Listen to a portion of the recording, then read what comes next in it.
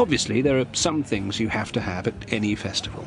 You have to have enough toilets and enough car parking spaces. You have to have Jules Holland's Rhythm and Blues Orchestra playing somewhere, regardless of whether anyone wants them to or not. But the rest of it, all up to me. One thing I think is very important on a lineup is variety. There has to be something for everybody. For example, there are people who, for whatever reason, simply aren't into music, so for them I've booked the rock band Elbow. Children's entertainment is extremely important. I have 5 children, and if we're going to a festival as a family, I will expect there to be excellent children's entertainment, and by excellent, I simply mean tiring. I think something that would be great for all the family would be a live quiz, a chance for mum and dad and the kids to test their general knowledge skills and hopefully go for upwards of half an hour not speaking to each other. So I've dragged some hay bales into a barn that hasn't been used to slaughter sheep for several days and created the approximate studio set of a big-name ITV game show. And to host it, I've got stand-up comic and one of the stars of the chase, Paul Sinner. Hello, Paul. Hello, Miles. How on earth are you? I'm not too bad. This festival's been a bit of a joy. It's the most number of people that I've seen for the last 4.5 months, beating the previous record of 2. So I'm quite happy. What's been your highlight of the festival so far? I think my highlight is the sort of imagination and lateral thinking that's gone into it. You knew it was a gamble. You knew that you might run out of budget during the festival. So to get a 99-year-old man to walk around a field raising money all day was a genius idea. It's really, really clever. I have to say, I wasn't expecting it to be this hot. It all looks reasonably well set up. But how did the first quiz go this morning? Disappointing. I didn't seem to be on their wavelength exactly. I don't know who they were expected to host. Well, when the alphabet quiz, when I said which country beginning with the letter I has the highest Islamic population in the world, someone stood up and said, England. This is what I'm dealing with at your festival.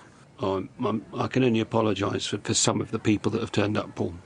What other questions, then, have you found that people have really not quite been on the right wavelength for in the quiz tent? All of them? I think I've set it too weird.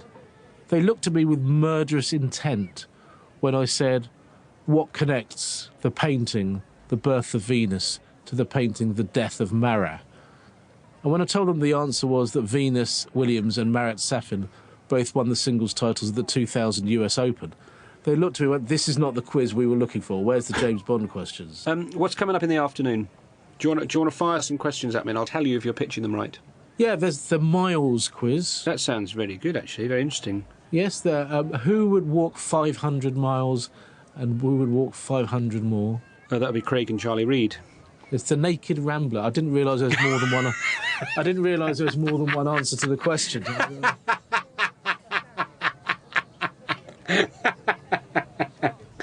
Very good. That's a very good question. You're going to get a bit of time off tonight. What are you going to go enjoy at the festival of the many and varied acts that I've booked? Well, obviously, despite your disparaging comments about Elbow, I'm really, really looking forward to Elbow. I just want to shout at them, you're the only Mercury Prize-winning band that's a part of the body that's an anagram of another part of the body. Bowel. You see... that's very good. And until there are bands called Penis and Spine, this is going to be a unique accomplishment by a British rock band. At university, I was in a band called Penis Spine. But you weren't Mercury Prize-winning, were you? Oh, no, there was some... Unless that was the Leicester Mercury's prize. It's very nice. Thanks so much for doing this. I'm sorry about some of the mistakes we've made with the publicity, but I'm really thrilled that you're here. Oh, I mean, of the mistakes you've made, the one I would take most offence to is quiz with Richard Osman. That hasn't helped. I can only apologise. At one point he was up for it. Anyway, lovely to see you. Thank you very much, Miles.